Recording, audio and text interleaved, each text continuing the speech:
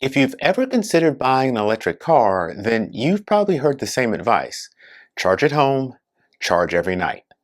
In fact, many EV owners will tell you that home charging is the best part of owning an EV. You leave every morning with a full battery, you never visit a gas station, and after a while, you barely think about charging at all. But what if you can't charge at home? What if you live in an apartment or a condo? Or what if you're renting or installing a charger simply isn't an option?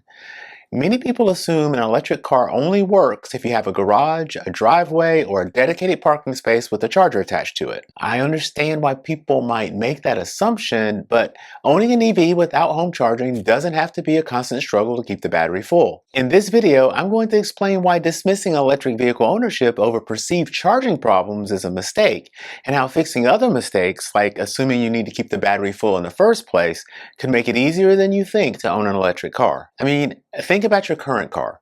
You probably don't refill the gas tank every day, nor do you stop for gas when the tank drops from full to 3/4. And you probably don't rush to the gas station every time the fuel gauge moves. Instead, you carry a buffer.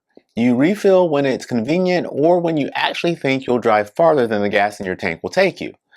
Electric cars work much the same way. So instead of asking how you'll charge an EV without a garage, a better question might be, how often do you actually need to charge in the first place? And the answer is probably less often than you're imagining. Just like in the comparison to the gas car, you don't need to replace every mile you drive almost immediately.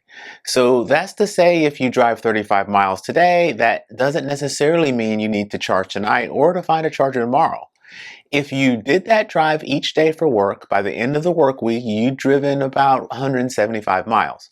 In many modern EVs, that's about half of the battery. Assuming you haven't charged at home, plugged in at work, or visited a fast charger, you've simply been driving the car, much like you would have driven a gasoline car, and probably very differently than you've been treating your phone, your laptop, or other rechargeable devices. If you don't need additional energy every day, then owning an EV without home charging may be less of a problem than you imagined. So now that the question isn't where am I going to charge every night, it then becomes, where am I going to charge when I actually need it? That's where most people discover they have more options than they realize.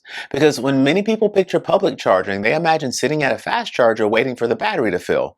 And while fast charging certainly has its place, many EV owners rarely fast charge at all unless it fits into some other aspect of their routine. They charge where charging happens to be available and when it makes sense. So at work, the gym, while shopping, or anywhere else they are already planning to spend time.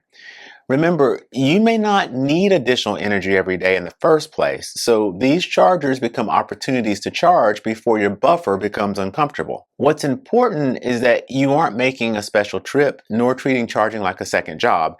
You're simply taking advantage of an opportunity that happens to fit into your schedule.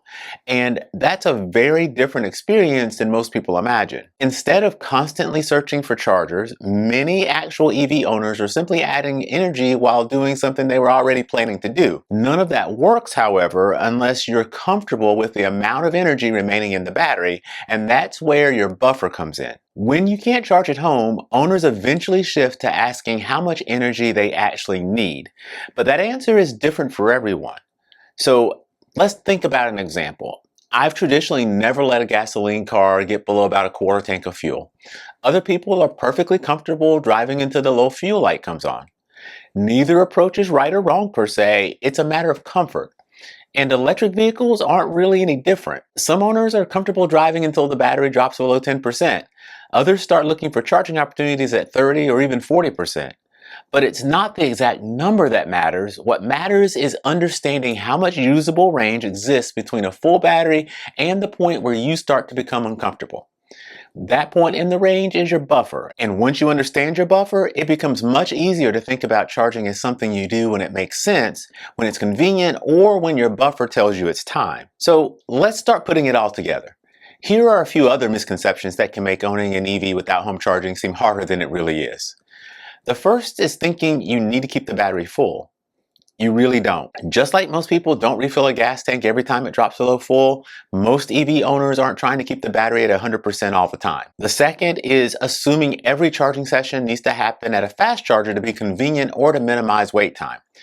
Fast charging is useful, especially on road trips or when you need a lot of energy quickly, but it's only one tool in the charging toolbox. For many people, smaller charging sessions spread throughout the week are enough to keep the battery comfortably within their preferred range. And don't worry so much about occasional fast charging and destroying your battery. Modern EV batteries are designed to handle DC fast charging, and while there are situations where charging habits will matter, many people dramatically overestimate the impact of occasional fast charging. Understanding fast charging and long-term battery health is such a big deal that I've covered that topic in much more detail in another video. And then finally, many people assume public charging means sitting around and waiting.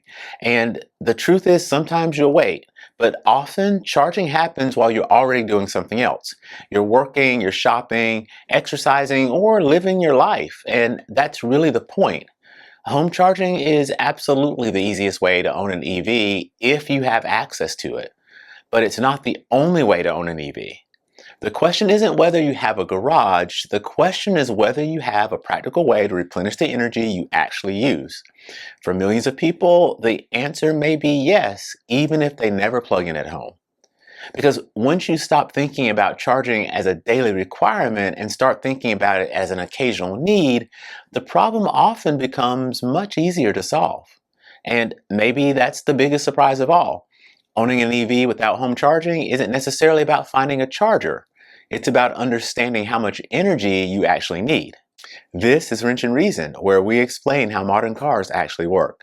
Thanks for watching, and I'll see you in the next episode.